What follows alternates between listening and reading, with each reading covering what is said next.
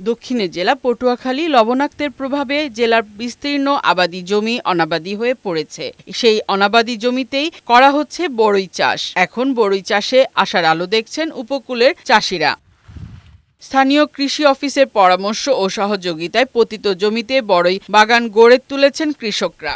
অনেক ভালো ফলন এবং বাজারে দামও ভালো, প্রায় ৭-৮ লাখ টাকার একটা টার্গেট। ধানের চেয়ে অনেক ভালো। বিশেষজ্ঞরা বলছেন উপকূলীয় কৃষিতে এই বিকল্প ফসল হতে পারে একটি টেকসই সমাধান। এখানের ভূপ্রকৃতি এবং মাটি এটা আমরা মনে করি বড়ই চাষের জন্য খুবই ভালো। অন্যান্য ফসলের মতো তেমন বেশি পরিচর্যার প্রয়োজন হয় না। বছরে একবার দুইবার সার দিলেই চলে, খরচ কম লাভ বেশি। তুলনামূলক কম পানি ও কম পরিচর্যায় ফলন হয় বড়ই চাষ হয়ে উঠেছে টেকসই বিকল্প। আমাদের কৃষি বিভাগের মাধ্যমে আমরা বিভিন্ন প্রদর্শনী সহায়তা তাদেরকে দিয়ে থাকি। বর্তমানে আমাদের উপজেলায় ১০০-র উপরে বড়ই বাগান আছে এবং এ জায়গায় যে লবণাক্ততার যে প্রভাবটা আছে, আমি যেটা দেখতে পাইলাম যে বড়ই বাগানের ক্ষেত্রে এই লবণাক্ত প্রভাবটা এমন সমস্যা করে না। ফারহানা শিমু, বৈশাখী সংবাদ।